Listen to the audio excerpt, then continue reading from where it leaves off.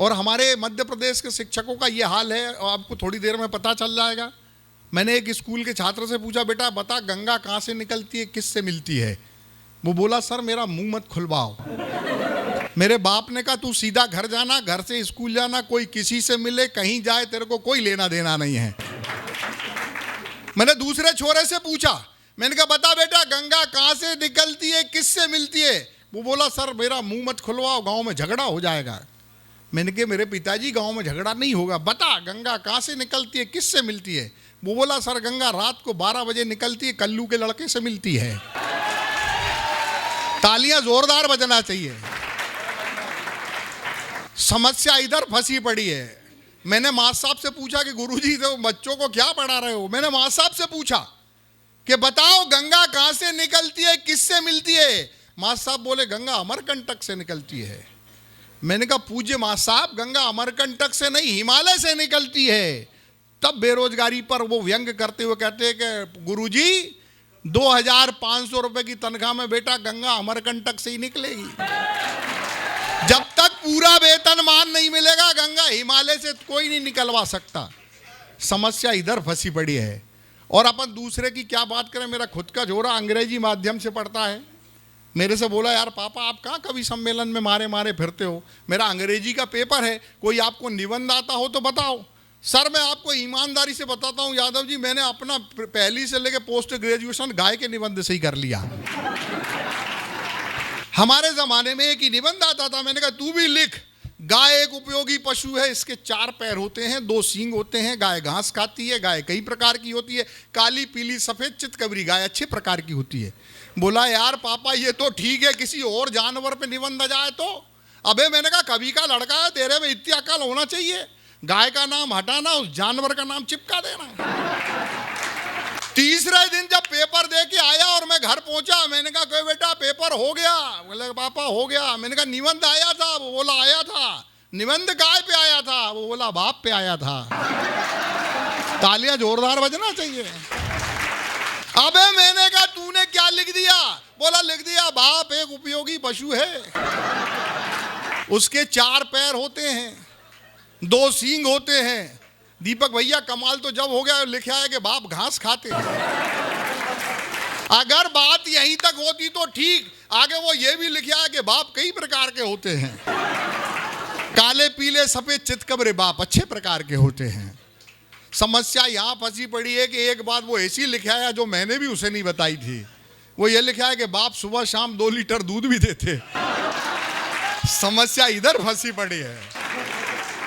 ये हमारे आधुनिक बच्चों का मैथमेटिक्स, उनका IQ लेवल है बहुत ज़्यादा लंबी चौड़ी भूमिका में बना। 4 पंक्तियाँ पढ़ता हूँ। शादीशुदा होने का दर्द कि जिस दिन से पड़ गया हूँ शादी के झमेले में, जिस दिन से पड़ गया हूँ शादी के झमेले में, उस दिन से रो रहा हूँ किस्मत पे अकेले में। तालियां तो अब बजाना। अच्छा ये वो लोग हैं जिनने अभी तक है ना इस विषय का एग्जाम भी नहीं दिया है, खुश बड़े हो रहे हैं। वो खुश इसलिए हो रहे हैं कि आगे सब शादीशुदा बैठे हैं।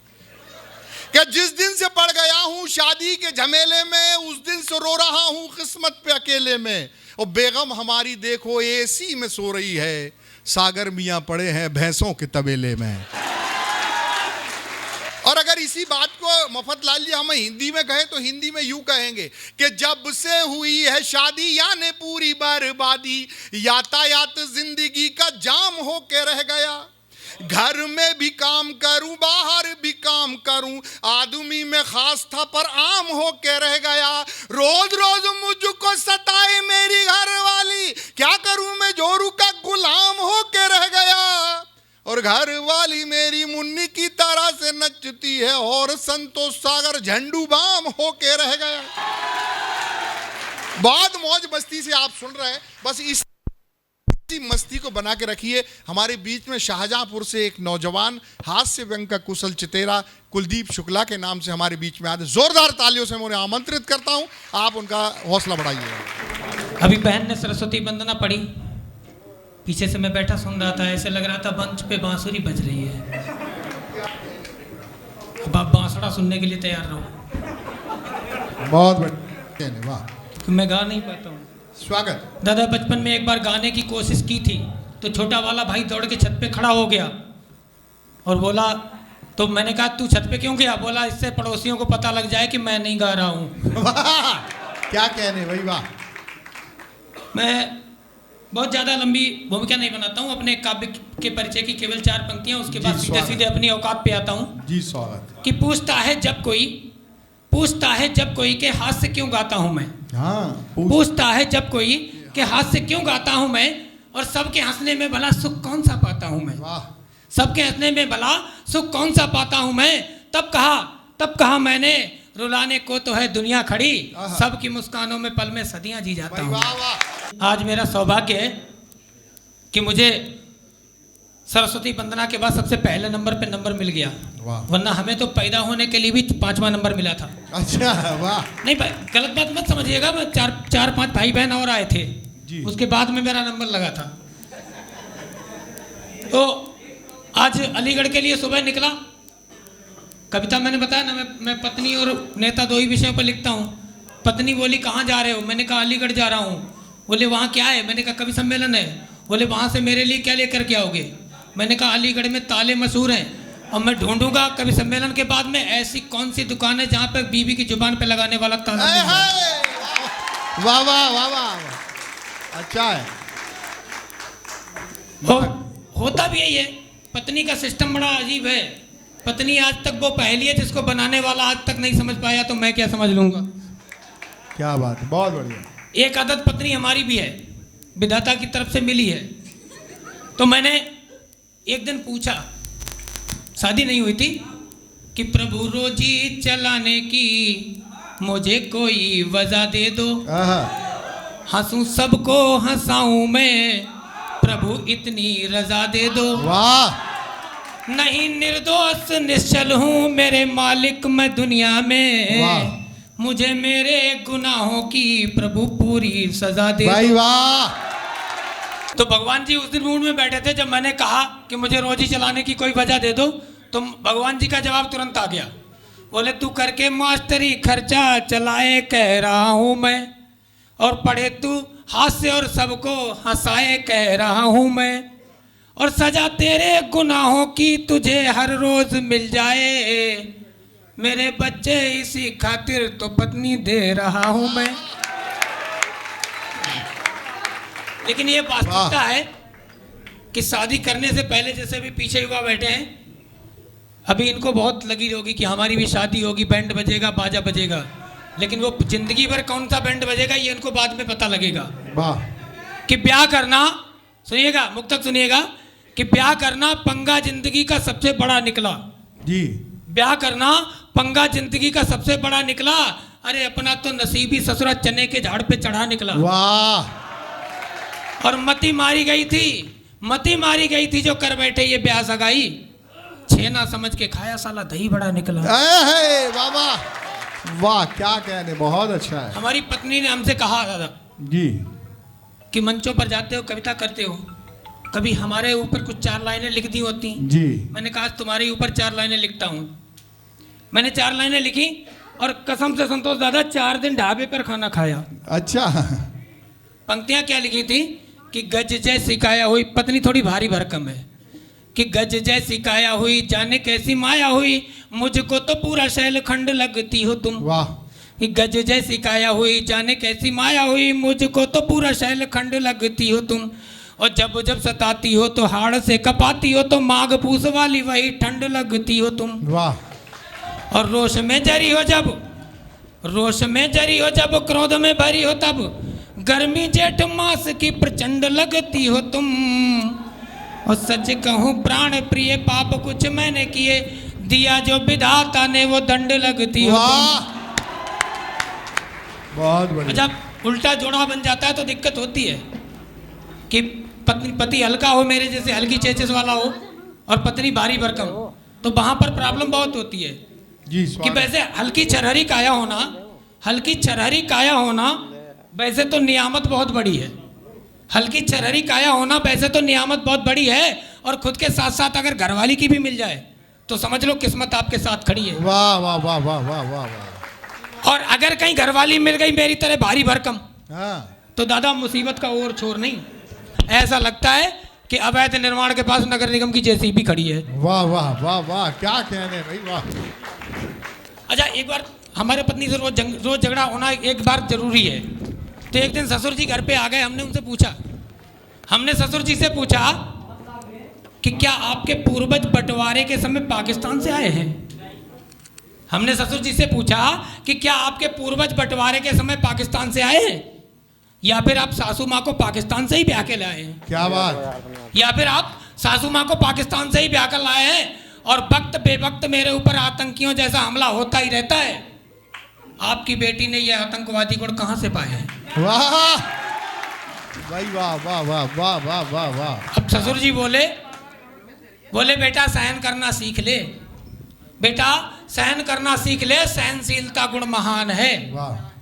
और इस सब के पीछे ना कोई साजिश है ना ही पाकिस्तान है।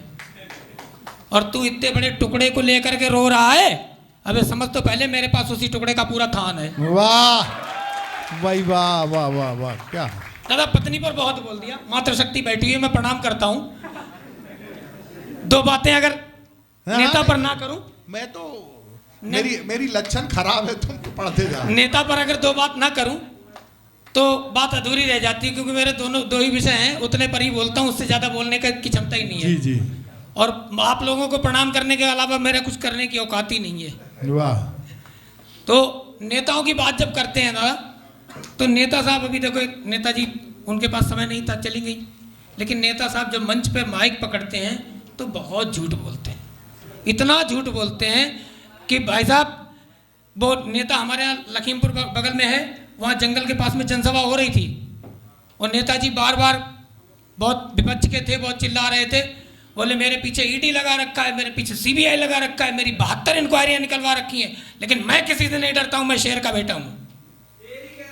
नेताजी तो मंच से उतर के चले गए। अब बेचारा शेर 3 दिन तक अपनी पत्नी को समझाता रहा कि देख मैंने ऐसा कुछ नहीं किया, वो झूठ बोल रहा है, वो नेता है।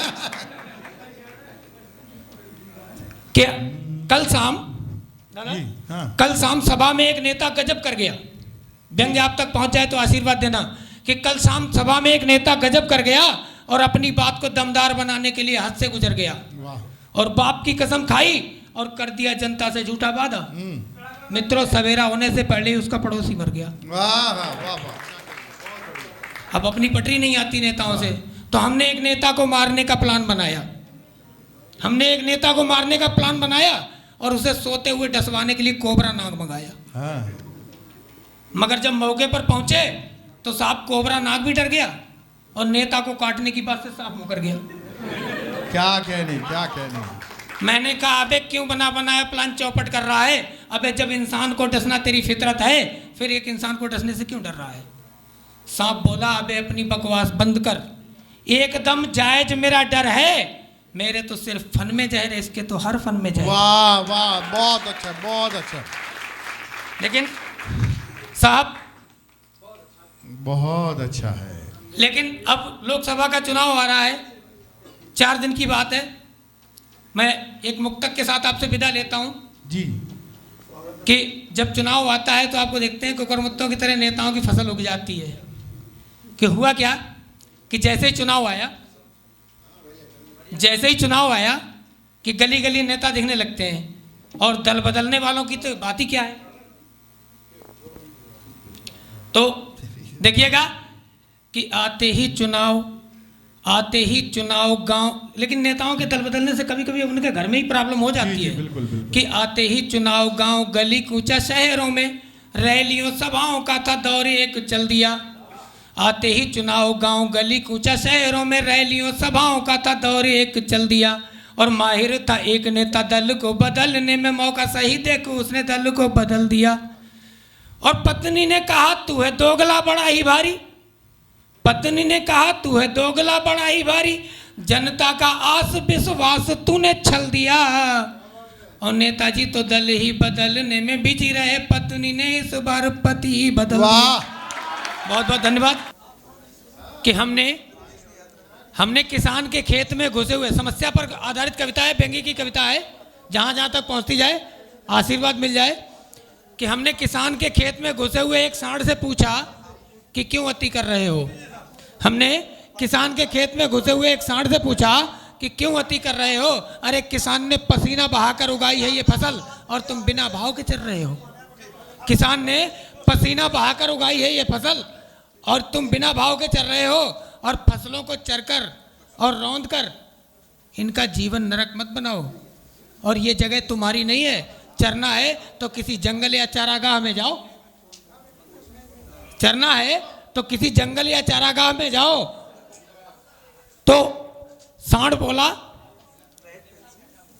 कि तुम बुद्धिजीवी वर्ग के लगते हो, तुम बुद्धिजीवी वर्ग के लगते हो तो तुम्हारा ज्ञान पेलना लाजमी है। और जरा दिमाग ठिकाने रख के बात करो, हम बाबा जी के आदमी हैं।